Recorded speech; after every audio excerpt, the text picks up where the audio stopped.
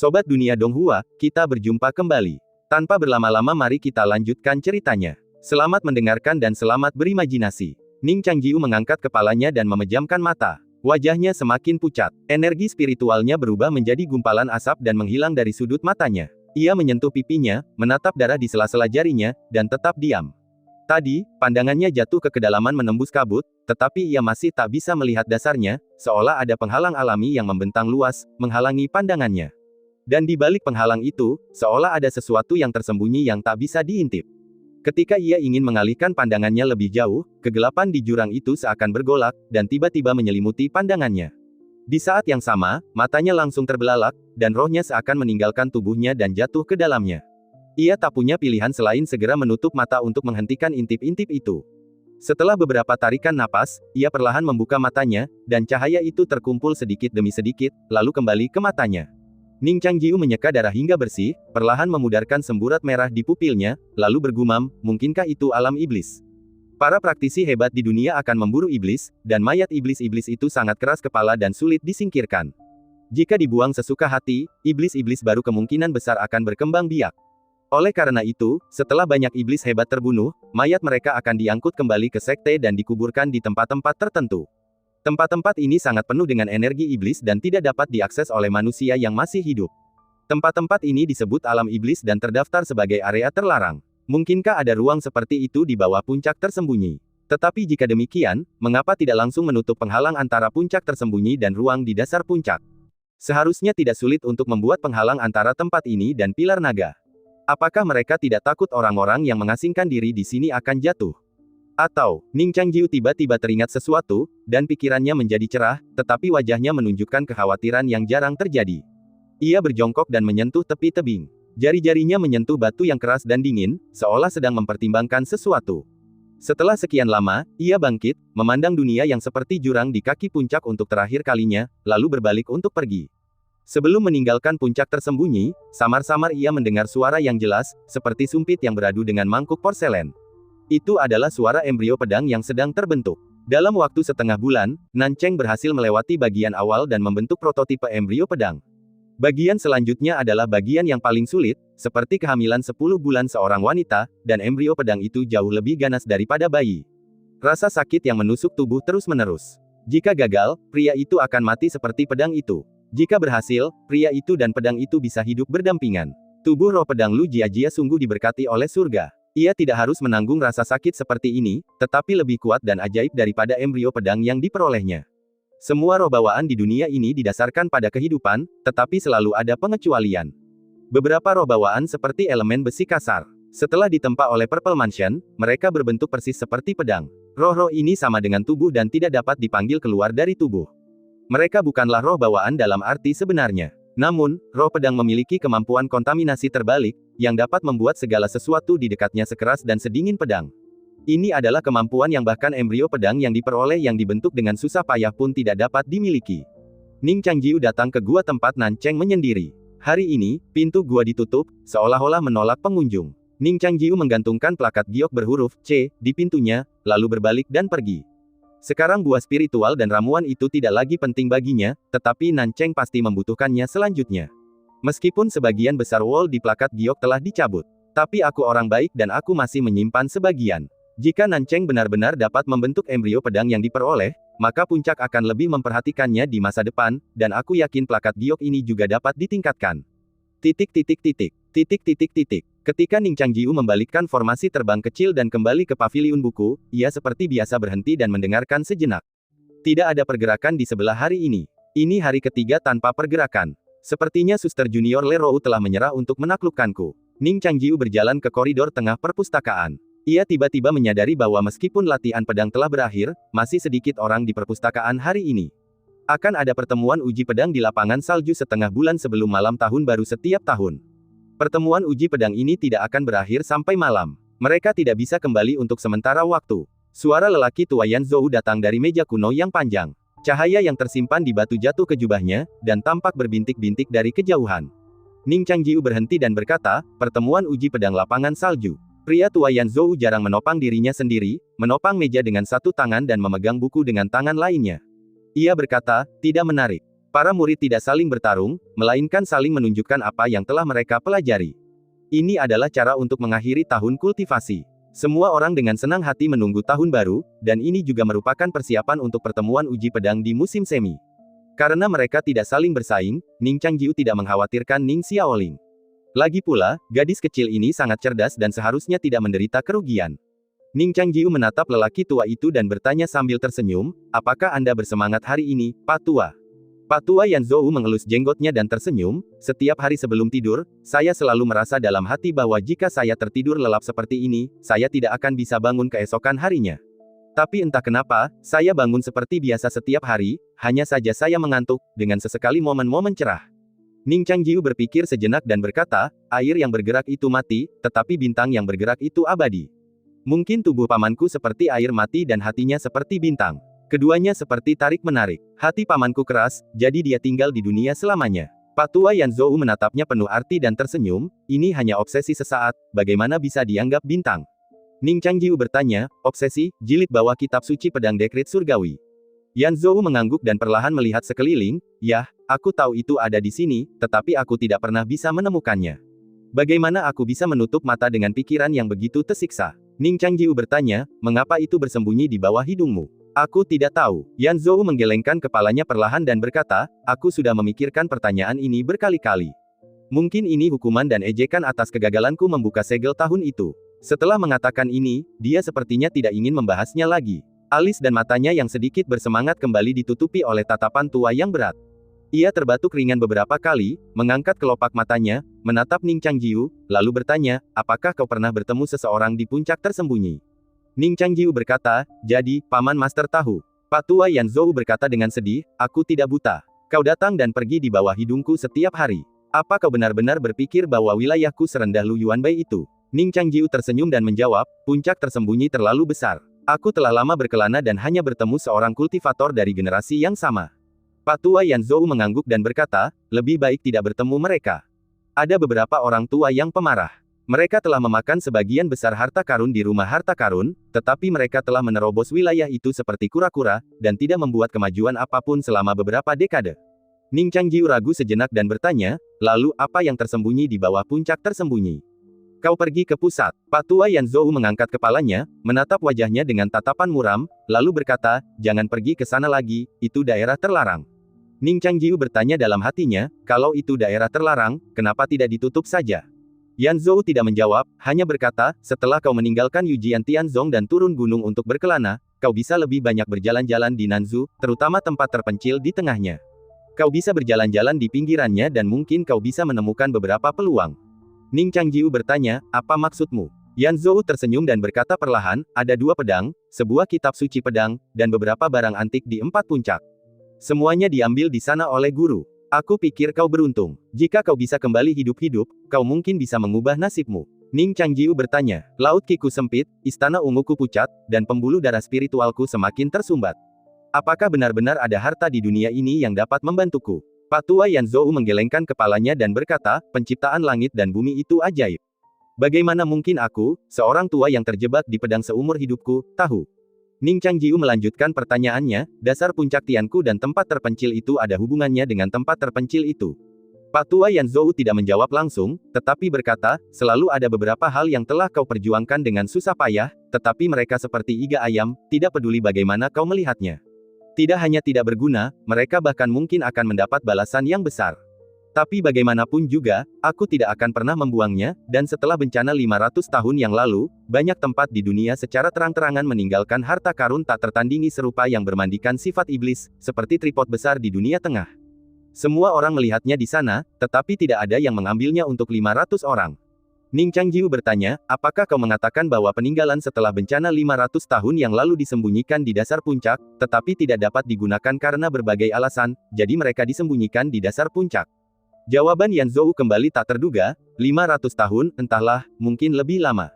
Lebih lama, yah, di tengah-tengah hutan belantara selatan itu, hanya sang guru dan segelintir praktisi yang telah memasuki jalan kelima yang pernah menginjakkan kaki di sana, dan mereka hampir semuanya memiliki pendapat yang sama.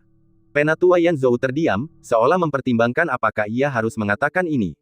Akhirnya, ia melanjutkan, mungkin seorang dewa telah jatuh di hutan belantara selatan itu. Ketika Ning Changjiu meninggalkan perpustakaan, pikirannya masih sedikit kacau. Ia bisa merasakan bahwa meskipun Yan Zhou berniat mengobrol dengannya, ia selalu sedikit waspada, tetapi ia tidak tahu mengapa ia ingin memberitahunya hal sepenting itu hari ini. Apakah ia ragu dan sedang mengujinya? Ia punya beberapa tebakan, tetapi tidak yakin. Namun, jika yang ia katakan benar, terdapat makam para dewa di tengah hutan belantara Nanzu, lalu alam apakah dewa itu semasa hidupnya? Ia telah membaca beberapa catatan tentang pertempuran antar dewa dalam koleksi buku yang tak terhitung jumlahnya. Di negeri Nanzu, tampaknya tidak pernah terjadi perang besar antar dewa dalam 1000 tahun terakhir. 12 penguasa negeri tersembunyi membagi kekuatan terkuat di dunia, tetapi mustahil bagi mereka untuk menguasai semua kekuatan, dan kekuatan yang hilang itu menciptakan banyak dewa baru di atas 5 jalur. Penyebab bencana dan kekacauan di dunia 500 tahun yang lalu masih menjadi misteri. Beberapa buku berspekulasi bahwa bencana itu dipicu oleh perkelahian para dewa kecil ini, dan kemudian melibatkan penguasa sebuah negeri tersembunyi.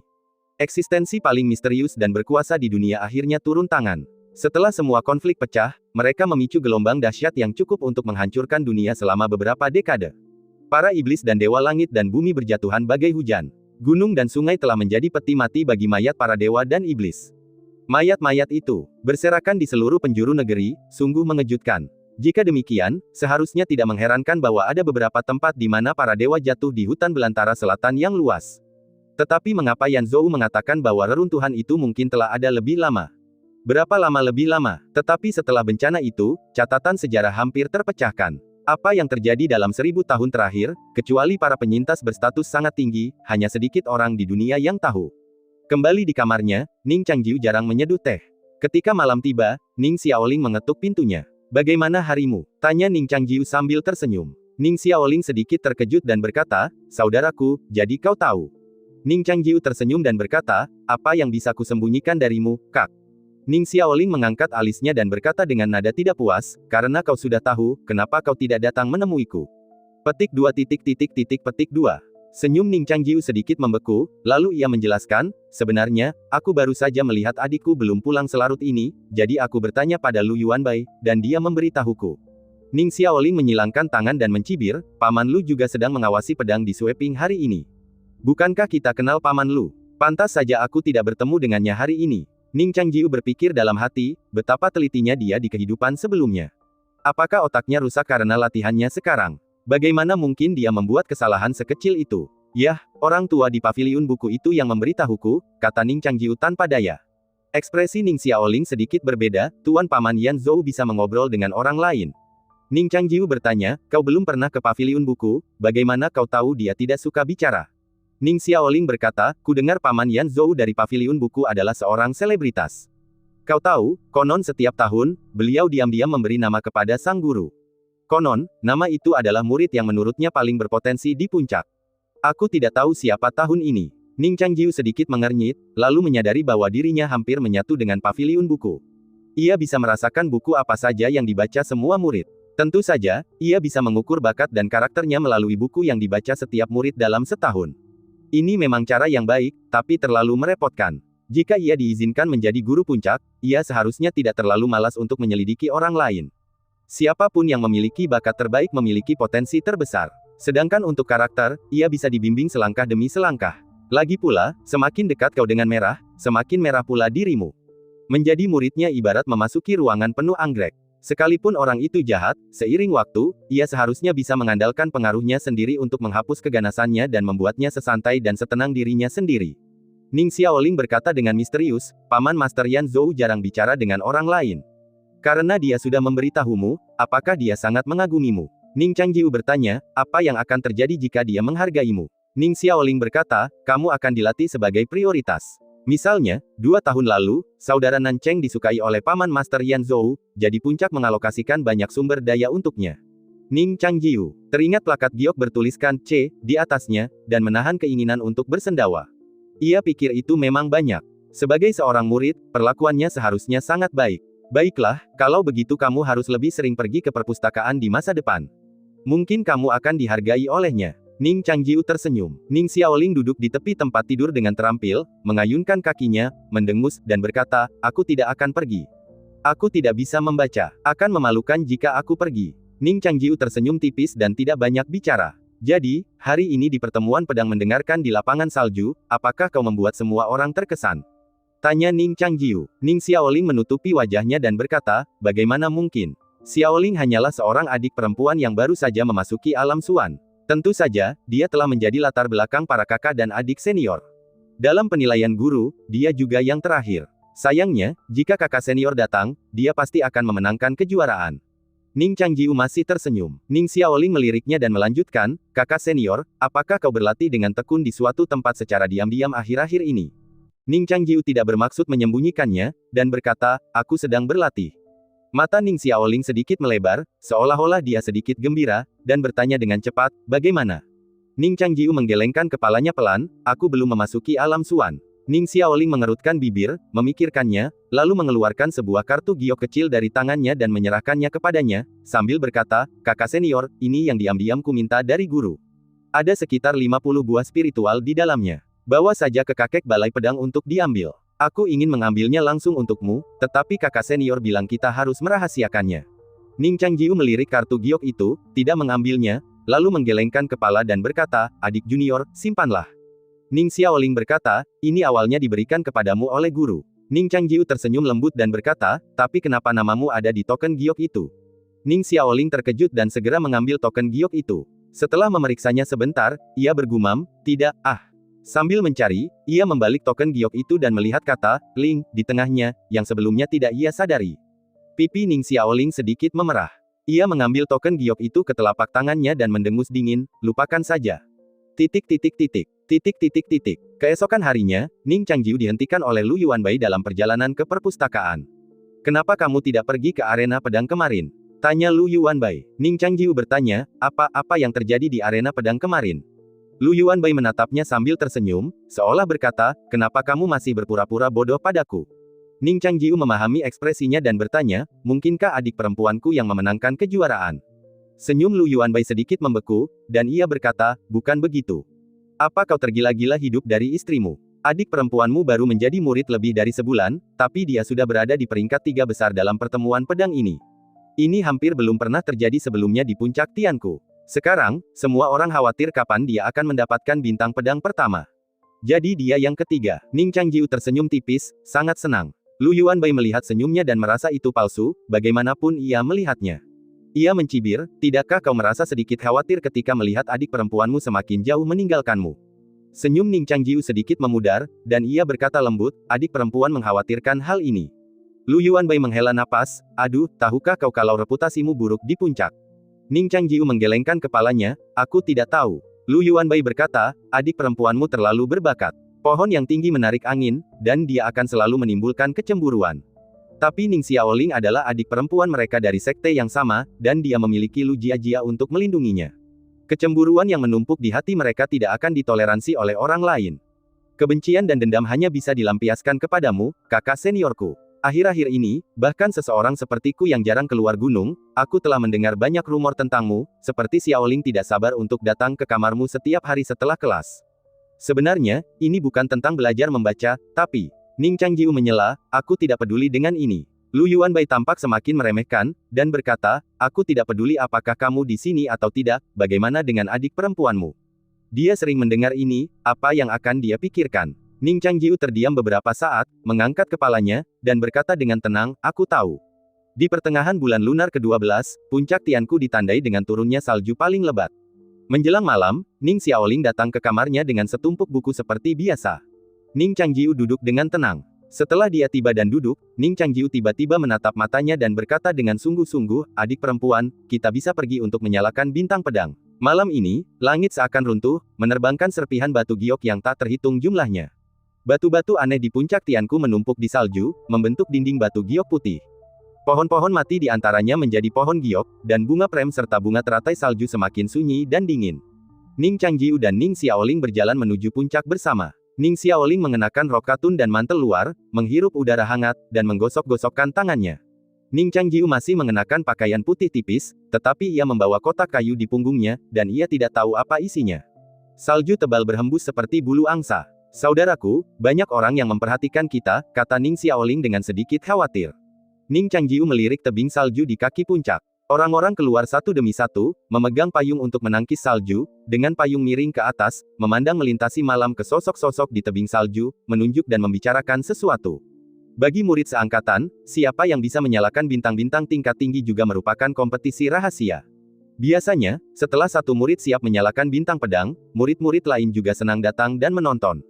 Ning Xiaoling adalah sosok terkenal di puncak. Ia meraih juara ketiga dalam pertemuan mendengarkan pedang di lapangan salju beberapa hari yang lalu. Bakat yang membuat orang lain iri ini sungguh memukau. Murid laki-laki mengaguminya, dan murid perempuan pun iri. Ketika semua orang berdiskusi secara pribadi, mereka menebak kapan Ning Xiaoling akan menyalakan bintang pedang dan menerima warisan pedang. Setelah mendengar bahwa Ning Xiaoling akan menyalakan bintang pedang malam ini, harapan banyak orang menjadi kenyataan dan mereka langsung berlari keluar. Namun, yang tidak mereka duga adalah kakak seniornya dari sekte luar juga datang bersamanya dan berdiri tanpa malu di sampingnya. Apa yang dia lakukan di sini? Mungkinkah dia juga telah memasuki dunia misterius dan memicu api pedang? Yunze menatap sosok itu dengan sangat tidak puas. Le Rou mengenakan mantel tebal dan berlari keluar dengan tergesa-gesa. Setelah melihat dua sosok di tebing salju, alisnya berkerut dan ia berkata dengan suara, "Pah, Ning Changjiu ini benar-benar penjahat. Dia masih saja tidak lupa keluar dan memanfaatkan situasi saat ini. Apa yang dia lakukan di sana, menyemangati Ning Xiaoling. Sungguh merusak pemandangan." Su Weiran menghiburnya, mungkin adik Ning ada di sini untuk menyalakan bintang pedang. Jika adik diam-diam telah berkultivasi hingga tingkat menengah alam mendalam, mungkin dia benar-benar bisa menyalakan bintang pedang yang lebih pendek. Le Rou berkata dengan tidak puas, memasuki tingkat menengah alam mendalam. Bagaimana mungkin seorang murid luar yang bahkan tidak menghadiri kelas apapun bisa memasuki alam mendalam dengan benar? Apa dia benar-benar berpikir memasuki alam mendalam itu seperti kubis? Dia berpakaian seperti kubis. Jika dia bisa menyalakan bintang pedang, aku akan mencari kubis dan memakannya hidup-hidup. Adik, kau tidak perlu melakukan ini. Yunze tentu saja tidak percaya Ning Changjiu bisa menyalakan bintang pedang. Lagi pula, ini melanggar aturan kultivasi. Ia teringat hal lain dan berbisik, adik perempuan Le Rou, bagaimana jika Ning Xiaoling benar-benar menyalakan bintang yang tingginya hampir sama dengan Nan Cheng? Statusmu di puncak adalah. Le Rou mendengus dingin, lalu berkata dengan nada ragu, kapan puncak Tianku kita menekankan bahwa orang yang telah mencapai kesuksesan harus menjadi yang pertama dalam jalur kultivasi. Para tetua selalu menjadi yang pertama. Kalau tidak, mengapa kita harus memanggil Lu Yuanbai, Paman Master, setiap kali kita bertemu dengannya? Lu Yuanbai, yang berdiri di belakangnya dan mendengarkan dengan saksama, berbalik dan pergi tanpa suara. Ia menemukan tempat terpencil untuk duduk, melepas kendi anggur di pinggangnya, dan menyesap anggur hangat. Entah kenapa, anggur hari ini agak pahit. Ia menyipitkan mata dan menatap tebing salju, mengalihkan amarahnya kepada Ning Changjiu, lalu berkata dengan nada tidak puas, sudah larut malam, dan cuacanya buruk sekali, dan kau membawa kotak besar di punggungmu, apa yang kau lakukan? Tidakkah kau tahu bahwa semakin dingin cuaca, semakin cepat api pedang akan mendingin? Jika kau tidak ingin menyalakannya, lupakan saja, tapi kau menipu adikmu.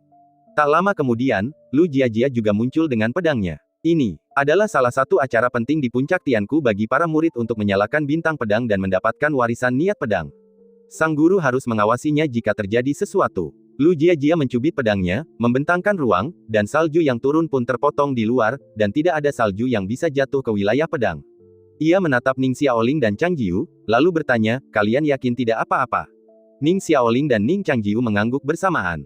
Lu Jiajia memelototi Ning Changjiu, apa yang kau bicarakan? Ning Xiaoling menjelaskan, kakak senior juga murid puncak, jadi dia seharusnya memenuhi syarat untuk menyalakan bintang pedang. Lu Jiajia berkata, ya, tapi... Ia menatap wajah Ning Changjiu dan bertanya dengan ragu, apakah kamu benar-benar siap? Ning Changjiu mengangguk, aku sudah mempersiapkan diri sejak lama, seharusnya tidak ada masalah. Lu Jiajia menatap kotak di punggungnya, mengerutkan kening, dan berkata dengan tegas, aturan puncak adalah untuk menyalakan bintang pedang, kamu harus menggunakan energi spiritual untuk merangsang esensi pedang, dan menggunakan esensi pedang untuk membakar api dan mengirimkannya ke bintang pedang. Hanya ketika api pedang cukup panas, kamu dapat menyalakan bintang pedang.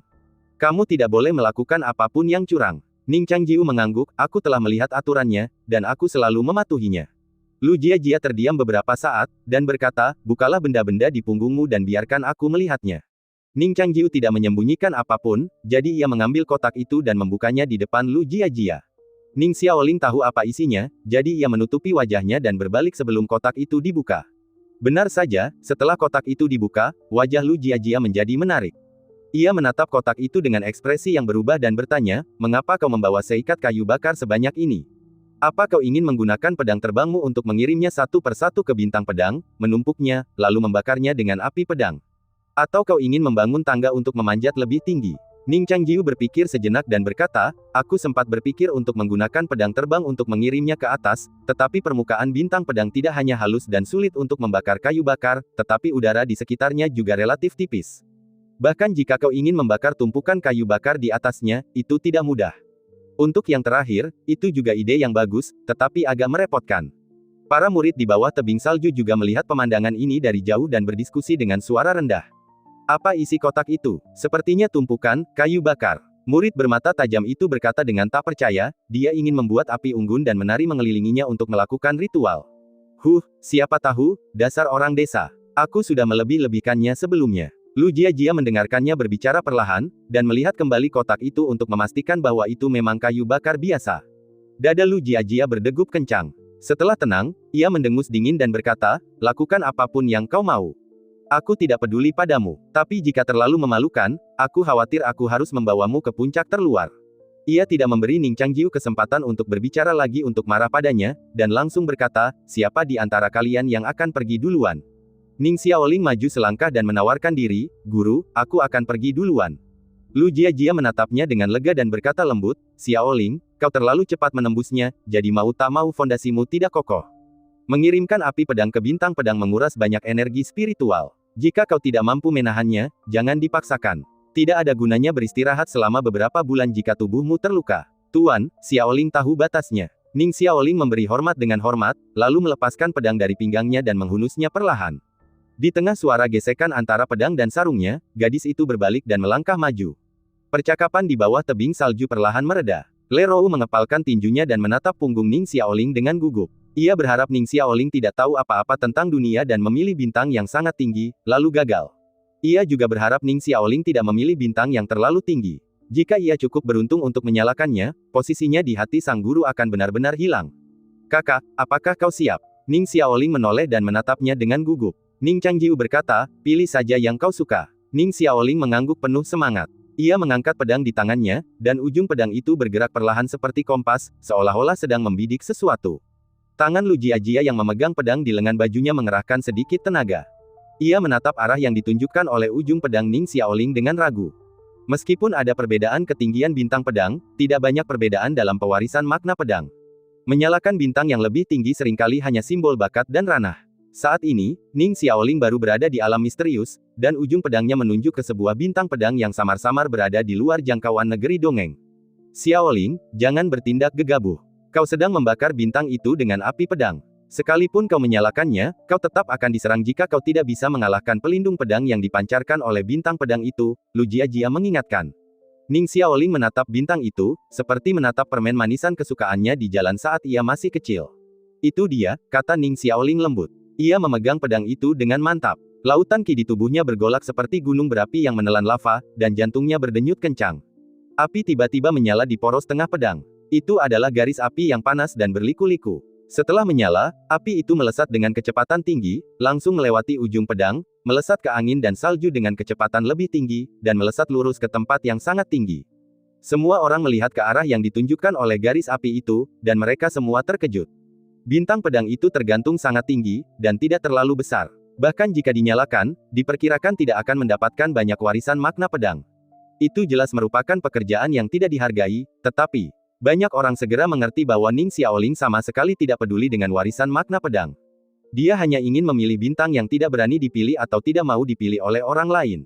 Betapa sombongnya. Apakah ini seorang jenius? Tidak heran sang guru sangat menghargainya begitu dia memasuki gerbang gunung, dan bahkan kakak laki-lakinya yang hanya sebuah cangkang ditempatkan di sebelahnya sebagai pengecualian.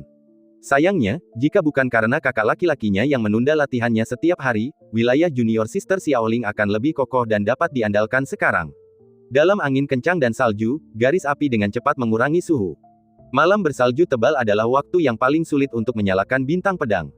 Seperti yang diduga, meskipun api pedang itu dahsyat, setelah mencapai ketinggian tertentu, karena kecepatan energi spiritual untuk merangsang esensi pedang terbatas, dan jarak yang perlu disalurkan semakin jauh, kecepatan api pedang pun tampak melambat. Ning Xiaoling menggertakkan gigi dan beralih dari memegang pedang dengan satu tangan menjadi memegang kedua tangan. Kemudian, saat kekuatan spiritualnya terkuras, lengannya mulai gemetar, seolah-olah yang dipegangnya bukan lagi pedang, melainkan kapak raksasa seberat 1000 pon. Seluruh pedang itu terbakar. Di luar tepi peraknya, pedang itu diselimuti api yang berkobar-kobar, agak putih. Api pedang itu terus melaju tanpa henti, meskipun kecepatannya semakin lambat, dan Ning Xiaoling juga merasakan lautan qi-nya hampir mendidih, dan panas di dadanya bergejolak, seolah-olah akan meledak. Ia tahu perasaan ini hanyalah ilusi, tetapi rasa sakit yang menyesakkan ini terus menyiksanya, seolah-olah akan menghancurkan tubuhnya hingga ke tanah. Ning Xiaoling menatap pedangnya, pandangannya kabur. Ia tak yakin lagi apakah api pedang itu masih melaju, atau sudah mulai surut, dan tak lagi mampu mencapai bintang pedang yang telah dipilihnya, namun ia tetap berjuang keras. Saat tekadnya terpancar, pintu rumah ungu terbuka di lautan qi, dan seekor rubah seputih salju mengembun di dadanya, melompat ke lengannya, dan sepasang bantalan daging merah muda yang lembut juga bertengger di gagangnya. Pada malam yang mengerikan itu, ketika ia menghadapi Ning Qinsui, ia memanggil roh bawaannya dan mengerahkan seluruh kekuatannya, tetapi langsung dilenyapkan oleh pihak lain. Selama berjam-jam setelah terbangun, menghadapi pengaruh dan polusi spesies monster dari waktu ke waktu, ia tak mampu memutus hubungan antara rohnya dan spesies monster, bahkan tak berani memberi tahu kakak seniornya tentang hal ini, karena takut dibunuh. Pada malam serangan malam sang pembunuh, ketika panah sudah di depan mata, ia hampir sepenuhnya melepaskan kendali atas tubuhnya dan membiarkan spesies monster langsung menguasai jiwanya. Pada hari pesta ulang tahun Zhao Xianger, panah darah telah tersebar jelas dan berubah menjadi hujan darah yang begitu lambat, tetapi ia tak menyembunyikannya. Keengganan untuk menjadi lemah, keinginan untuk kuat, kebencian terhadap musuh, dan rasa bersalah terhadap kerabat menyiksanya berulang kali. Di titik di mana waktu terasa melambat berkali-kali ini, berbagai adegan melintas di lautan kesadarannya. Ah! Ning Xiaoling tiba-tiba mengangkat kepalanya, meregangkan lehernya yang indah, dan berteriak seperti rubah salju. Roh bawaannya pun ikut berteriak dengan aumannya. Di langit yang gelap gulita, dengan dentuman keras, bagaikan percikan api yang memercik rerumputan kering, dan malam pun langsung menyala. Cahaya yang menyilaukan langsung menerangi dataran bersalju bagaikan siang hari. Tubuh Lu Jiajia yang tegang akhirnya rileks, dan sudut bibirnya melengkung, memperlihatkan senyum lega. Di bawah tebing salju, para murid yang menyaksikan seluruh proses api pedang menembus angin dan salju melihatnya terhuyung-huyung ke depan, dan berkali-kali hampir padam, tetapi masih mengikuti langkah demi langkah menuju bintang pedang, dan saat ia menerangi malam yang gelap, hati yang naik turun bersama api pedang juga tak terkendali.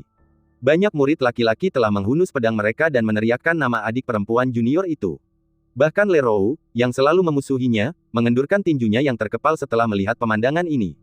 Meskipun hatinya masih ragu, ia juga bertepuk tangan untuknya. Cahaya terang yang tiba-tiba itu perlahan memudar dan perlahan stabil menjadi bintang yang bersinar. Ning Changjiu menatap bintang itu dan tiba-tiba teringat apa yang dikatakan dirinya yang lain. Lautan bintang yang mati. Ning Changjiu tertawa pelan. Setelah bintang pedang menyala, ia segera bereaksi dan seberkas cahaya jatuh. Perbedaannya adalah seberkas cahaya ini suci dan murni, bersinar di hamparan salju beberapa kaki di depan Ning Xiaoling, hampir membentuk lingkaran sempurna. Di tengah lingkaran, muncullah seperangkat baju zirah penyelamat yang sudah usang dan tak tergoyahkan. Helmnya terbuat dari beberapa pelat besi berbentuk busur, dengan pola singa di dahinya. Baju zirah besi itu lengkap dari atas hingga bawah, termasuk pelindung leher, pelindung lengan, pelindung dada, pelindung perut, dan rok berikat pinggang. Hanya bagian dalamnya yang hitam pekat dan kosong, tanpa prajurit. Namun, baju zirah besi itu tetap tampak seperti seorang veteran yang telah bertempur di medan perang selama bertahun-tahun, agung dan sunyi, dan pedang besi di tangannya sangat besar, seperti sebuah tanda yang telah dijaga selama 1000 tahun. Selama pembakar bintang memasuki area cahaya, ia akan memulai pertempuran dengan baju zirah pedang. Setelah mengalahkan baju zirah pedang, ia akan dapat mewarisi niat pedang yang ditinggalkan oleh gurunya. Ning Xiaoling tidak langsung memasuki area cahaya. Ia mengendurkan lengannya, dan ujung pedangnya jatuh dan menusuk ke salju tebal. Kemudian ia menopang dirinya dengan pedang, berbalik dengan goyah, dan menatap Ning Changjiu. Kakak senior, ia berbicara dengan lembut. Lu Jiajia juga melihat ke arah Ning Changjiu. Para murid di bawah tebing salju perlahan-lahan menjadi tenang. Mereka memandang sang guru dan saudari junior, dan pada saat yang sama, mereka semua memandang Ning Changjiu, bertanya-tanya dengan tak percaya, mungkinkah murid luar ini benar-benar ingin menyalakan bintang pedang. Ning Changjiu mengangguk kepada saudari junior, lalu mengambil kotak kayu dan berjalan mendekat. Angin dingin dan salju tebal. Sebuah batu tak bernyawa menggantung tinggi di langit. Saat ini, hanya sebuah bintang pedang di tempat yang sangat tinggi yang bersinar dengan mantap.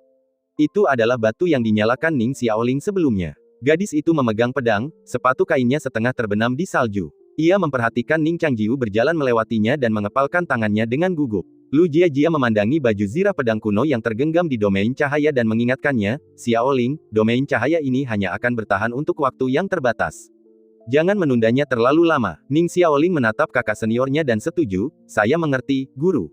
Lu Jiajia menghela napas dan tatapannya tertuju pada Ning Changjiu. Pemuda berpakaian putih, dengan rambut panjang tergerai, berjalan maju di atas salju. Ia melirik batu bintang yang paling dekat dengan bintang pedang Ning Xiaoling, memperkirakan jaraknya dalam pikiran, lalu membuka kotak kayu, berjongkok dan mulai mengambil kayu bakar satu per satu. Ning Xiaoling bertanya-tanya dalam hatinya, kakak, apa yang kau lakukan? Lu Jiajia memperhatikannya meletakkan potongan-potongan kayu terbesar di bagian bawah, lalu menumpuknya secara teratur sesuai ukurannya.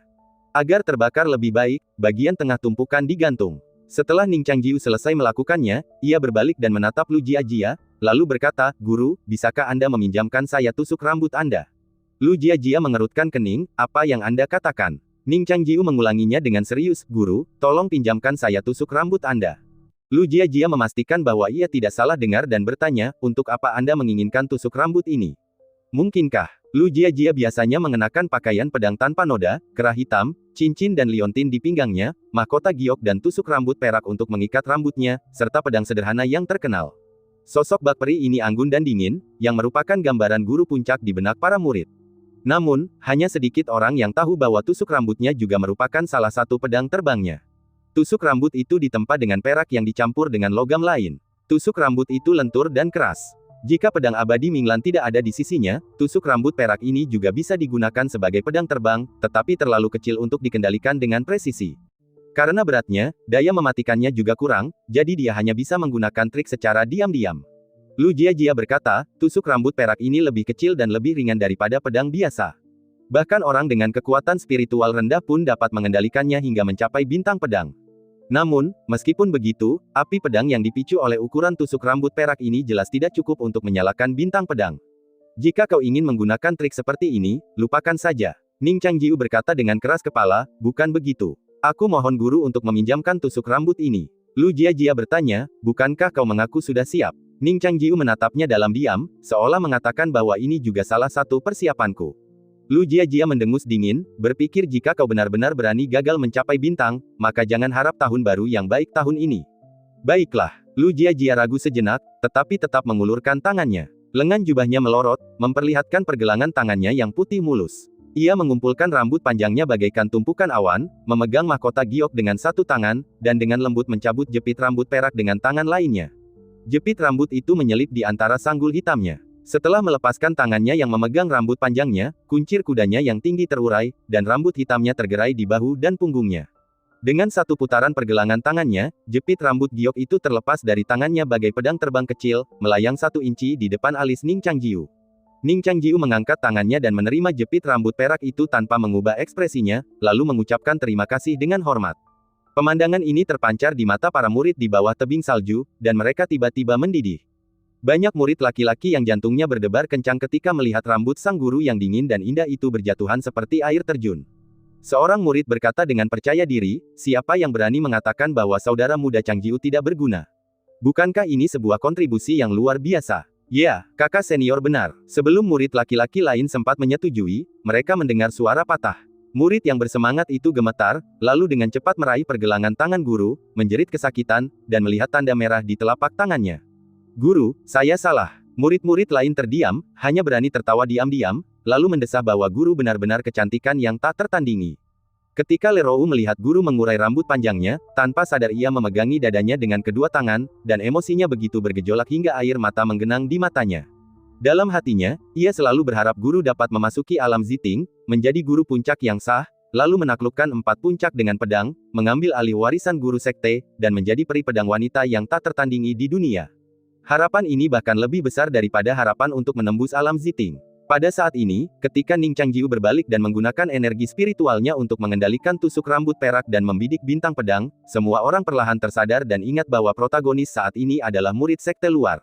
Entah apa yang ingin dia lakukan setelah mengambil tusuk rambut perak dari gurunya. Jika dia masih sengaja bersikap misterius, bahkan Ning Xiaoling pun mungkin takkan bisa menyelamatkannya. Dengan pikiran yang berbeda, tusuk rambut perak itu bagaikan perahu kecil yang melawan arus, perlahan naik ke udara dan terbang dengan mantap menuju bintang pedang. Sangat menguras energi untuk menghubungkan jarak sejauh itu dengan api pedang. Jika seseorang mengendalikan pedang terbang kecil untuk terbang menuju bintang pedang, hampir semua murid yang hadir bisa melakukannya. Pada jarak sejauh itu, bahkan jika seseorang bisa mengaktifkan api pedang, itu sangat terbatas, apalagi menyalakan bintang pedang. Apa sebenarnya yang ingin dilakukan Ning Changjiu? Lerou menyilangkan tangan dan menebak, dia mungkin tidak mengerti kultivasi, jadi dia menemukan metode oportunis ini. Saat dia mengangkat pedang dan mendapati api pedang itu tidak bisa dinyalakan sama sekali, ekspresinya pasti akan sangat menarik. Balas Suweiran, adik junior seharusnya tidak sebodoh itu. Yunze meregangkan badan dan tersenyum, kurasa lebih baik membuat api unggun dan menari. Mungkin itu bisa menarik petir dan menyambar bintang pedang. Suweiran tersenyum dan berkata, kita semua sesama murid, tak perlu sarkastis. Saat percakapan berlangsung, tusuk rambut perak itu sudah sampai di bintang pedang. Jika bukan karena tusuk rambut perak yang terhubung dengan cahaya spiritual, akan sulit untuk melihatnya dengan mata telanjang saat ini. Di dataran bersalju, domain cahaya perlahan memudar. Lu Jiajia berkata, Xiaoling, sudah pulih. Ah, Ning Xiaoling menatap tusuk rambut perak yang terbang itu. Saat itu, Lu Jiajia berbicara, dan ia tersadar kembali. Melihat baju besi yang dibentuk oleh niat pedang di domain cahaya, ia menarik napas dalam-dalam. Lu Jiajia mengingatkannya, pedang Zira hanya bisa ada di wilayah cahaya. Jika kau merasa tidak bisa mengalahkan lawanmu, keluar saja dari wilayah cahaya. Meskipun warisan kekuatan pedang sangat berharga, itu bukan sesuatu yang harus kau perjuangkan. Jangan dipaksakan. Ning Xiaoling sebelumnya telah menghabiskan terlalu banyak kekuatan spiritual untuk menyalakan bintang pedang. Lu Jiajia menatap wajahnya yang pucat dan sangat khawatir. Ning Xiaoling mengangguk penuh semangat, Xiaoling tahu. Sambil berbicara, ia mengeluarkan beberapa buah spiritual dari tangannya dan mulai memakannya. Kakak, apa kau benar-benar baik-baik saja? Ning Xiaoling masih menatapnya dengan cemas. Ning Changjiu hanya menjawab bahwa ia baik-baik saja, menatap bintang pedang dengan ekspresi fokus, dan menggunakan energi spiritualnya untuk mengendalikan tusuk rambut perak, menusuk bintang itu berulang kali. Para murid di bawah tebing salju sangat bosan, berpikir bahwa mungkin kau merasa jaraknya terlalu jauh untuk menyalakan api pedang, dan ingin menggunakan ini untuk meredakan rasa malu, atau kau hanya ingin menggunakan berlian untuk membuat api. Lu Jiajia tampak sedikit lebih serius. Ia samar-samar bisa melihat bahwa setiap kali Ning Changjiu mencabut jepit rambut, jejak itu akan tertinggal di permukaan bintang pedang yang sedikit lapuk. Jejak itu seolah mengikuti lintasan yang aneh. Pipi Ning Xiaoling masih sedikit bengkak karena ia makan terlalu cepat. Ia mengunyah dengan keras, menelannya dalam sekali suap, meraih segenggam salju dan menyeka sudut mulutnya, lalu memegang pedang di tangannya dan berjalan menuju area cahaya. Xiaoling, Lu Jiajia ragu untuk berbicara. Awalnya ia terkejut, lalu mulutnya sedikit melengkung, memperlihatkan senyum tipis.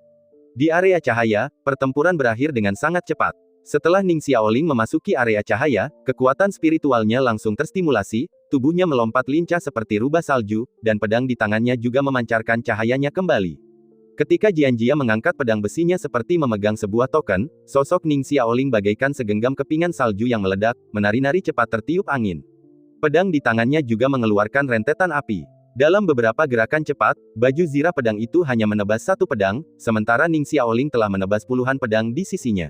Setiap pedang memancarkan kilatan cahaya dan api, seperti paku yang dipalu, membuat sisik baju zirah pedang bergetar terus-menerus. Setelah puluhan kali berbenturan, baju zirah pedang itu pun melepaskan sisik yang tak terhitung jumlahnya.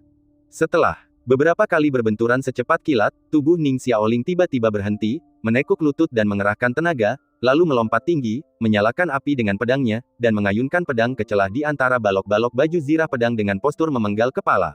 Suara batu giok yang pecah tiba-tiba terdengar, dan pedang panjang itu telah mengiris salju. Baju zirah pedang di belakangnya hancur berkeping-keping, berubah menjadi debu tipis dan menghilang, hanya menyisakan niat pedang kuno, yang samar-samar melilit Ning Xiaoling. Orang-orang di bawah tebing salju menatapnya dengan heran. Semuanya terjadi terlalu cepat, mereka bahkan tidak sempat memikirkannya sebelum Ning Xiaoling menembus baju zirahnya. Lu Jiajia tersenyum dan berkata, jika Xiaoling baru saja memasuki alam keabadian, mengapa begitu sulit untuk menyalakan api pedang? Kata-kata ini menyadarkan semua orang, dan semua orang menyadari bahwa ketika Ning Xiaoling memakan buah spiritual tadi, ia menembus alam tersebut. Tentu saja, beberapa buah spiritual saja tidak cukup untuk memiliki kekuatan seperti itu. Satu-satunya penjelasan adalah Ning Xiaoling memiliki kekuatan untuk menembus alam tersebut sejak lama, tetapi ia hanya menekannya sampai sekarang. Ternyata ia menyembunyikan ketidakmampuannya. Apakah roh bawaan benar-benar begitu ajaib? Lerou bertanya dengan linglung, lalu terdiam beberapa saat, lalu berbalik dengan tenang dan berjalan menuju puncak batin. Pada saat ini, mata semua orang tertuju pada Ning Xiaoling, dan tidak ada yang memperhatikannya. Yunze berkata dari samping, adik perempuan Lerou, tidakkah kau ingin melihat Ning Changjiu? Lerou berkata dengan dingin, apa bagusnya? Kau bisa pergi dan membujuk Ning Xiaoling nanti. Dia jauh lebih kuat dariku. 2 bulan keabadian, ini masih manusia. Saat itu, Ning Changjiu telah mengambil kembali tusuk rambut perak itu dan menyerahkannya kepada Lu Jiajia. Ning Xiaoling menyeka keringat di dahinya, mengepalkan tinjunya, dan mengangkatnya ke arahnya, saudaraku, ayo. Ning Changjiu tersenyum lembut. Di bawah tatapan mata orang banyak, ia mengangkat pedang di tangannya. Kekuatan spiritual memancar keluar dan jatuh ke badan pedang, merangsang esensi pedang dan menyalakan api pedang. Pada pedang Ning Changjiu, poros tengahnya juga menyala saat itu, tetapi jauh lebih terang dan tidak sepanas milik Ning Xiaoling. Ini, Su Weiran melirik kecerahan api pedang, mencibir sedikit, seolah-olah telah menghabiskan sedikit kesabarannya, dan berbalik untuk berjalan ke arah tempat Lerou pergi. Banyak orang di lapangan juga menunjukkan kekecewaan. Lerou menoleh, lalu segera menoleh ke belakang, berbisik, seharusnya aku tak mengharapkan apapun darimu. Kau sudah lolos dari godaan berkali-kali sebelumnya, dan pasti Ning Xiaoling lah yang membantumu menyelesaikannya secara diam-diam. Biasanya kau bertingkah konyol dan manis untuk memenangkan hati tuan, tapi kau begitu licik di balik layar. Lu Jiajia menatap pedangnya dan tahu bahwa ia tak akan mampu menyalakan api pedang sekuat itu meskipun ia meletakkan bintang pedang di depan wajahnya. Namun Ning Changjiu tak memilih untuk menyalakan bintang pedang itu. Ia menurunkan ujung pedangnya, menggunakannya sebagai pena, dan menggambar sesuatu di sekitar api. Setelah menggambar, ia tiba di tempat bersalju datar lainnya dan menggambar pola yang sama di tanah. Setelah melakukan semua ini, Ning Changjiu datang ke tumpukan kayu bakar dengan wajah tanpa ekspresi, dan membuat api unggun di depan semua orang. Kayu bakar kering itu segera terbakar, dan suara gemeretak meledak di tumpukan kayu. Apa sebenarnya yang ingin dia lakukan? Yunze mengusap dagunya, sangat bingung, ragu-ragu apakah akan terus menonton atau mengejar suster junior Lerou. Lagi pula, ini kesempatan bagus untuk mencuri hati suster junior Lerou. Sejak Ning Xiaoling mengalahkan Jian Jia, banyak murid di puncak gunung kehilangan minat. Sekarang, melihat Ning Changjiu menyalakan api untuk waktu yang lama, mereka merasa bahwa dia menghina IQ semua orang. Beberapa murid telah meninggalkan dataran salju satu demi satu, dan mereka yang tetap tinggal tidak memiliki harapan apapun, hanya ingin melihat sandiwara memalukan seperti apa yang akan dia lakukan. Di tebing salju, pakaian putih Ning Changjiu berkibar, jari-jarinya melambai, dan dia tampak sedang menggambar sesuatu yang misterius di udara. Suara diskusi terdengar pelan. Saat berikutnya, Lerou, yang hendak memasuki puncak gunung bagian dalam, tiba-tiba merasakan cahaya di belakangnya. Dia berbalik dengan ragu-ragu, dan kemudian matanya diterangi cahaya putih. Sebuah bintang pedang menyala, persis sama seperti sebelumnya, dan semuanya bersinar seterang siang hari saat itu menyala. Ini, Lerou mengangkat lengan bajunya dan menutupi matanya. Setelah cahaya redup, ia berdiri di sana sejenak, lalu berjinjit dan menatap tebing salju, mencari sesuatu dengan cepat. Kemudian ia melihat bahwa setelah cahaya bintang pedang stabil, seberkas cahaya diproyeksikan ke bawah. Di dalam domain cahaya, baju besi berat dan pedang besi itu seperti sebuah perintah. Lerou menatap lurus ke arah baju besi pedang itu. Ini bukan ilusi. Ning Changjiu benar-benar menyalakan bintang pedang. Apa yang terjadi? Apa yang terjadi hanya dalam beberapa tarikan napas? Bukankah Ning Changjiu seorang murid luar yang bahkan belum memasuki alam Suan? Kecerahan api pedang tadi tidak bisa dipalsukan. Tumpukan kayu bakar itu. Pikiran Lerou terfokus dan menatap tumpukan kayu bakar itu. Di tebing salju, tempat tumpukan kayu bakar awalnya berada, terdapat tumpukan bekas terbakar, dan kayu bakar yang semula terbakar telah menghilang. Kemudian, sesuatu jatuh dari langit. Dari arah bintang pedang, kayu hangus itu meninggalkan jejak api samar dan jejak asap putih keabu-abuan yang panjang, jatuh ke arah tebing salju. Lu Jiajia mendongak ke arah kayu yang jatuh dari tebing, mengerutkan bibir, dan sedikit membuka mulutnya. Keraguan di matanya yang diterangi oleh bintang pedang belum pudar sama sekali. Api unggun sebelumnya dinyalakan oleh api pedang sungguhan. Saat api menyala, ia berpikir jika ada cara untuk mengirimkan api ini ke atas, mungkin itu benar-benar dapat menyalakan bintang pedang. Tetapi bagaimana api itu bisa membubung ke langit dalam sekejap? Apa yang dilakukan murid yang tak pernah membuatnya khawatir ini? Lu Jiajia menatap tanda yang diukir oleh pedang di tanah, dan tiba-tiba mengerti.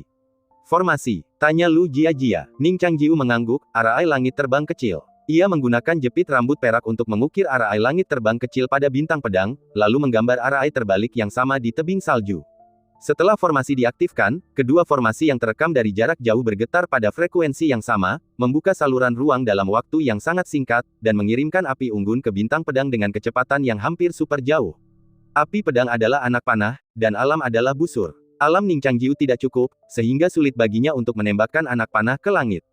Jadi ia memilih untuk membuat busur sendiri, dan kerangka busur itu adalah arai langit terbang kecil yang paling dikenalnya. Percakapan di tebing salju samar-samar terdengar di telinga para murid. Sepertinya, sebuah formasi. Formasi macam apa yang bisa melakukan itu? Meskipun tingkatan formasi teleportasi tidak terlalu tinggi, sangat sulit untuk dipelajari. Bagaimana mungkin dia melakukannya? Mungkinkah dia sudah mempelajari ini di perpustakaan selama 2 bulan terakhir? Jadi ini formasi, tak tahu malu. Bagaimana kau bisa melangkah jauh di jalur kultivasi dengan cara semewah itu? Tidak masalah. Jika kau bisa menggunakan trik untuk menyalakan bintang pedang, bisakah kau juga menggunakan trik untuk menghancurkan baju zirah pedang? Ning Xiaoling menatap bintang yang terang itu, menggosok matanya, dan tak kuasa menahan senyum. Kakak senior sungguh luar biasa. Ning Xiaoling menatapnya dengan kagum dan mengaguminya dengan tulus. Ia tidak lagi khawatir apakah kakak senior itu bisa menghancurkan baju zirah pedang. Lagi pula, kakak senior itu tidak pernah mengecewakannya. Ning Jiujiu tidak peduli dengan diskusi dan tatapan mata itu. Ia perlahan berjalan ke tepi area terang, tetapi tidak melangkah masuk. Ia diam-diam menatap warna gelap di balik baju zirah besi itu, mengangkat pergelangan tangannya, mengumpulkan kekuatan spiritual dengan telapak tangannya menghadap ke bawah, dan dengan terampil memadatkan titik-titik cahaya di sekelilingnya. Pindahkan baju zirahnya. Tiba-tiba, Ning Changjiu berteriak pelan, dan menggeser jari-jarinya, menggambar ulang formasi terbang kecil itu secara terbalik. Cahaya-cahaya yang seperti kunang-kunang itu tiba-tiba menyala. Di bawah domain cahaya, juga terdapat cahaya terang seperti kunang-kunang yang berkelap-kelip. Sebelum menyalakan api unggun, ia menggambar 2 formasi di tebing salju. Satu telah hancur setelah bintang pedang dinyalakan, dan pada saat ini, posisi domain cahaya yang dibentuk oleh bintang pedang itu tepat menutupi diagram formasi lainnya. Angin dan salju berguncang. Ning Changjiu mengangkat kakinya dan melangkah ke domain cahaya. Sebuah armor pedang muncul dari udara tipis di posisi semula. Tanpa dukungan domain cahaya, armor pedang itu penuh warna. Ia mengangkat pedangnya dengan linglung, tetapi kehilangan kekuatan untuk menggerakkannya dan perlahan menghilang. Ning Changjiu berbalik dan menyaksikan armor pedang itu runtuh dan hancur, berhamburan seperti asap dan debu. Pada saat ini, domain cahaya belum menghilang. Di tebing pada malam bersalju, hanya dia yang memiliki rambut hitam dan ketenangan kuno, dan jubah putih bermandikan cahaya bintang. Di puncak tersembunyi, Nan Cheng perlahan mengembuskan napas yang berbau busuk. Rambut panjangnya terurai, pipinya yang kurus diwarnai kebiruan yang sangat tidak sehat, dan pupil matanya yang sedikit cekung tampak kurang bersemangat karena kelelahan yang berlebihan. Ia juga sangat kurus saat itu, dan langkahnya tidak stabil saat berjalan, seperti sepotong besi berkarat. Siapa sangka sebelum memasuki puncak tersembunyi, ia masih seorang pemuda anggun dari keluarga bangsawan. Ia mengambil token giok dan datang ke rumah harta karun untuk terakhir kalinya untuk mengambil buah spiritual. 43. Nan Cheng menyerahkan token giok kepada lelaki tua itu dan melaporkan jumlahnya. Lelaki tua itu mengambil token giok dan melihatnya, lalu mencatat di buklet dan berkata, ada tepat 43 buah tersisa yang bisa diambil dengan token giok ini. Nan Cheng sedikit terkejut, kebetulan sekali. Lelaki tua itu meliriknya, kau tidak tahu. Nan Cheng mengerutkan kening, berpikir bahwa token giok berbentuk C dapat mengambil ribuan buah spiritual. Dia telah menggunakannya beberapa kali sebelumnya, tetapi hanya mengambil sekitar 200. Sekarang hampir habis. Aku tidak menyangka senior mengambil begitu banyak, tetapi sisanya cukup untuk menyelesaikan latihanku. Senior itu benar-benar ahli yang luar biasa dan telah melakukan segala upaya. Diam-diam dia terkejut sekaligus kagum dalam hatinya. Setelah pria tua itu menyerahkan buah spiritual itu, dia mengambil tas itu dan meletakkannya di punggungnya, lalu berjalan menuju tempat pertapaan. Ketika melewati tepi puncak tersembunyi yang menjulang tinggi di dalam gua, Nan Cheng tiba-tiba berhenti. Dia mengangkat kepalanya dan melihat gua yang seperti jendela atap. Sebuah cahaya melintas. Ini, Nan Cheng berpikir sejenak dan berkata, seseorang menyalakan bintang pedang. Puncak tersembunyi ini seharusnya berada di dekat bagian tengah gunung. Aku tidak menyangka akan melihatnya dari jarak sejauh ini. Mungkinkah seorang jenius lain telah muncul di puncak pedang? Nan Cheng menatap tempat gelap tempat cahaya itu menghilang, dan rasa ingin bertarung muncul di hatinya. Di puncak-puncak Tianku, salju tebal masih menyapu dengan deras, dan angin kencang bertiup melalui ribuan gua gunung, dengan suara siulan yang melengking. Ning Changjiu berdiri di tebing, cahaya bintang menyinari alisnya, angin dingin meniup pakaian putihnya, sosoknya seterang bulan, memantulkan langit dan bumi. Ning Xiaoling menatapnya, dan semua indranya seolah tersadar sekaligus. Setelah sekian lama, suara salju yang turun dan siulan angin memenuhi telinganya sedikit demi sedikit, tetapi dengan perasaan samar dan tak nyata. Ketika banyak orang melihat pemandangan ini, mereka memiliki ilusi yang sama di hati mereka. Dia jelas hanya seorang murid luar, mengapa dia memiliki ide yang luar biasa dan abadi. Lu Jiajia menatap baju besi pedang yang hancur dan menghilang, dan pada niat pedang yang seperti pasir halus dan debu yang terkondensasi menjadi garis. Tepinya agak kasar, tetapi garis di tengahnya sangat murni.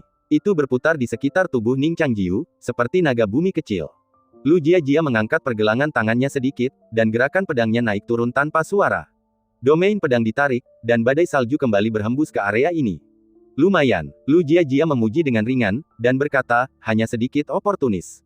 Kali ini kau sudah mempersiapkan diri cukup lama dan nyaris tidak berhasil, tapi bagaimana mungkin semuanya seperti ini? Cahaya bintang perlahan menghilang, dan cahaya bintang di antara lengan bajunya semakin redup, seperti kunang-kunang yang sekarat. Ning Changjiu berkata, terima kasih atas ajaranmu, guru. Lu Jiajia memegang pedang panjang, rambutnya yang panjang seperti awan berhamburan, dan suaranya yang dingin terdengar lagi, kalau begitu, ayo kita lakukan. Para murid di bawah tebing salju bereaksi terlambat, dan Le Rou, yang berdiri di luar pintu masuk puncak bagian dalam, bahkan lebih lambat tersadar. Ia memilin tangannya di dada, lalu segera mengendurkannya. Ia menjauh dengan tatapan gelisah, berbalik, dan berjalan menuju bayangan puncak bagian dalam. Dari perkataan sang guru dan murid-murid lainnya, ia juga mengerti bagaimana Ning Changjiu melakukannya. Ia tampaknya diam-diam telah mempelajari formasi teleportasi yang berkualitas tinggi. Pertama-tama ia mengukir simbol formasi pada bintang pedang dan tanah, dan setelah mengaktifkan formasi tersebut, ia mengirimkan tumpukan kayu bakar yang menyala di tanah kepada bintang pedang untuk membakarnya. Kemudian, ia menggunakan metode yang sama untuk memindahkan armor pedang di domain cahaya keluar domain cahaya dengan formasi teleportasi. Tanpa kekuatan yang disediakan oleh cahaya bintang, armor pedang itu akan hancur tanpa serangan. Seluruh proses Ning Changjiu dapat dikatakan, tanpa darah, dan ia melakukannya tanpa menghabiskan terlalu banyak kekuatan spiritual. Jadi, beberapa murid berpikir bahwa perilaku ini hanya licik, atau bahkan tidak tahu malu, tetapi Le Rou menganggapnya bukan orang bodoh, dan ia masih bisa memahami kesulitan masalah ini. Hanya untuk membiarkan domain cahaya dari cahaya bintang diproyeksikan ke formasi yang digambarnya, ia tidak tahu bagaimana cara menghitungnya dengan akurat. Mungkin Ning Changjiu memang memiliki beberapa keterampilan. Tapi kurasa dia hampir tidak berlatih selama 2 bulan terakhir, dan terus memikirkan cara menggunakan metode yang tidak lazim untuk menyalakan bintang pedang, hanya untuk pamer malam ini. Berpura-pura begitu tenang di permukaan, tetapi sebenarnya sangat sombong di dalam hatinya. Orang munafik seperti itu cepat atau lambat akan menyesatkan Ning Xiaoling jika dia tetap berada di puncak batin, dan bahkan mungkin melukai sang guru. Untungnya, nada bicara sang guru sangat tenang tadi, dan dia tidak terlalu mempermasalahkan gayanya yang aneh. Di langit, cahaya bintang perlahan-lahan padam, dan semuanya kembali normal. Ning Xiaoling berjalan ke sampingnya dengan gembira dan berkata sambil tersenyum, kakak, apa yang kau lakukan barusan? Sungguh dahsyat. Ning Changjiu merendahkan suaranya dan berkata, ini adalah teknik pedang api yang sangat kuat. Aku akan mengajarimu diam-diam setelah kembali ke kamar. Ning Xiaoling mengangguk ragu. Dia merentangkan telapak tangannya, dan niat pedang di telapak tangannya mengembun menjadi garis lembut, seperti ranting willow yang tertiup angin musim semi. Niat pedang ini sepertinya sangat menyukaiku. Ning Xiaoling memandangi telapak tangannya, seperti sedang mengamati ikan di kolam di tepi air. Ning Changjiu berkata, adik perempuan memang dicintai semua orang. Kakak, kau berbohong lagi. Ning Xiaoling tersenyum dan memutar bola matanya, lalu menutupkan telapak tangannya untuk menahan niat pedang di telapak tangannya. Lu Jiajia menjelaskan, bintang-bintang pedang ini digantung di langit oleh pendiri sekte. Masing-masing bintang mengandung banyak niat pedang. Konon, tingkat kultivasi sang pendiri saat itu telah melampaui 5 dao. Jika seseorang bisa mendapatkan sedikit niat pedang ini dan menggabungkannya ke dalam tubuh atau menanamkannya ke dalam pedang, itu akan sangat bermanfaat bagi kultivasi pedang. Ning Xiaoling mengangguk dan berkata, guru memang orang yang baik. Dia telah memberkati Jian Feng selama 100 tahun setelah kematiannya. Ning Changjiu menangkupkan tangannya, mendongak, memandangi bintang-bintang yang melayang di udara, dan berkata, materialnya tampaknya sangat istimewa. Lu Jiajia mengangguk dan berkata, menurut catatan di buku-buku sekte, bintang-bintang pedang ini terbuat dari sisa-sisa bintang terbang dari luar angkasa. Ning Changjiu sedikit terkejut, apakah mereka benar-benar dari luar angkasa? Lu Jiajia berkata, nah, di antara keempat puncak, hanya puncak Tianku yang menggantungkan bintang-bintang pedang ini.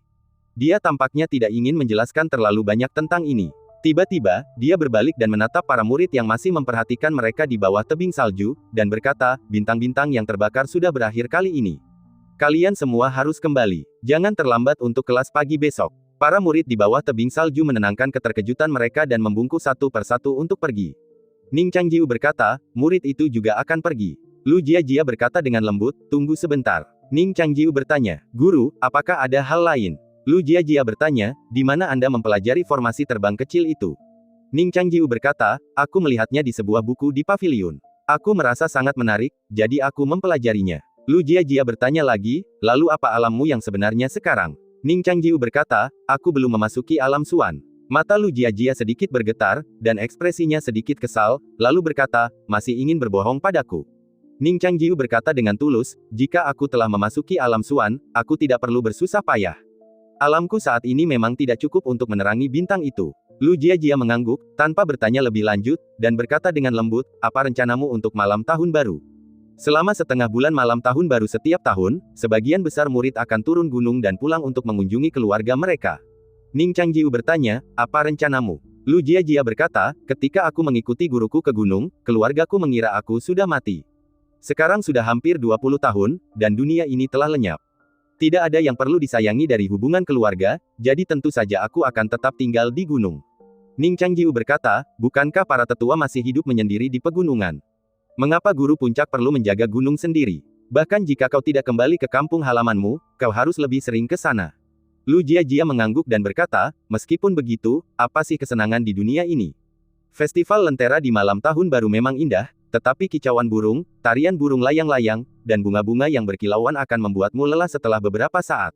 Ning Xiaoling mendengarkan percakapan mereka dan merenungkan kata-kata kakak seniornya, tiba-tiba bertanya, bagaimana kalau kita pergi ke negara bagian Zhao untuk merayakan tahun baru bersama saudari Xianger? Ning Changjiu menatapnya dengan lega dan berkata, kurasa saran adik juniorku patut dipertimbangkan. Lu Jiajia mencibir dan berkata, baru 2 bulan, apa kau tidak tahan? Ning Changjiu mengabaikan sindirannya dan hanya bertanya, guru, mau ikut denganku? Lu Jiajia terdiam cukup lama, akhirnya menggelengkan kepalanya perlahan, dan berkata, jarang sekali punya waktu luang. Banyak hal menumpuk di hatiku.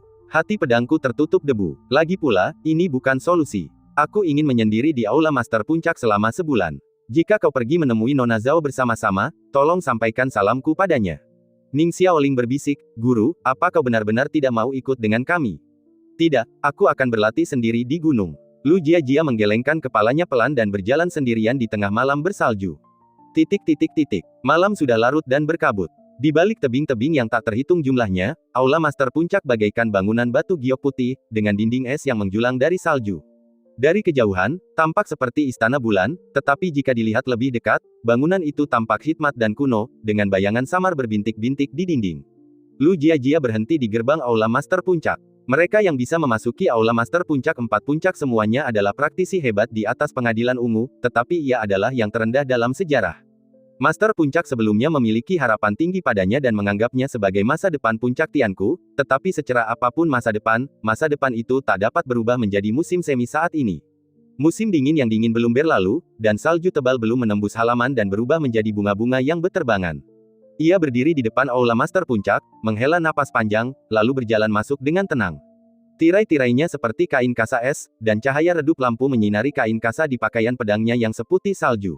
Aula yang luas membuat tubuhnya tampak semakin kecil. Apa yang sedang kulakukan? Lu Jiajia memejamkan mata, membuka bibirnya sedikit, dan bergumam pada dirinya sendiri.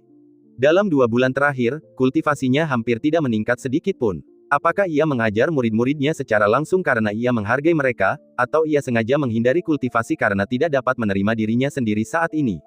Sulit untuk beralih dari kemewahan ke kesederhanaan. Ia tak terbendung dari memasuki alam Suan menuju alam umur panjang, dan penilaian gurunya terhadapnya adalah bahwa ia adalah orang surgawi dan memiliki harapan untuk mencapai tingkat kelima. Namun kini, perjalanan mulus di masa lalu telah menjadi hambatan mental. Terlebih lagi, ketika ia berada di kota kekaisaran, banyak orang dan benda meninggalkan bayangan yang tak terhapuskan di hati pedangnya. Misalnya, ketika rubah tua menunjukkan alam yang hampir tak tertandingi, ketika orang asing di jalan panjang pada hari hujan mengambil pedang dan pergi, ada Ning Xiaoling, Zhao Xianger, dan akhirnya iblis itu menerobos lautan awan, dan ketakutan serta kekuatan yang luar biasa menekan hati pedangnya begitu keras sehingga ia tidak berani mengangkat kepalanya sedikit pun. Ketakutan ini menjadi semakin nyata seiring bertambahnya alam. Meskipun ia menekan rasa takutnya dan menunggangi pedang menuju panggung 9 roh, setelah selamat, matanya tiba-tiba dipenuhi kilatan pisau lain. Pisau itu telah sengaja dihapus oleh sesuatu, dan itu hanyalah bayangan samar di benaknya, tetapi tetap saja membuatnya merasa tak berdaya atas keindahan dunia dan ketidakberartian segala sesuatu. Ini cukup untuk membuat manusia merindukan seluruh hidup, tetapi itu fatal baginya saat hati pedangnya hancur dan jalannya goyah. Karena ia telah melihat pedang dan pisau yang terlalu kuat, ia takut untuk bertindak, seolah-olah semua gerakannya hanyalah tebasan seorang anak kecil yang memegang pedang bambu. Jika ia mengayunkannya lebih jauh, itu akan menodai gambaran yang sangat indah di hatinya. Ia bahkan tahu bahwa yang menjebaknya saat ini hanyalah penghalang mental sederhana, tetapi entah mengapa, ia tak dapat menghancurkannya. Angin dingin bertiup ke aula, dan cahaya lilin berkelap-kelip. Angin meniup rambut hitamnya yang tergerai di punggung indahnya hingga berkibar di kedua sisi, dan meniup ujung bajunya yang hampir mencapai paha ke depan. Lu Jiajia sedikit menoleh ke samping dan menutup pintu sambil berpikir. Cahaya lilin kembali stabil. Lu Jiajia duduk di sofa giok yang dingin, menyilangkan kaki, menekuk jari-jarinya, dan memejamkan mata untuk beristirahat. Emosi yang terpendam di dadanya hari ini meluap ketika Ning Changjiu menyalakan bintang pedang.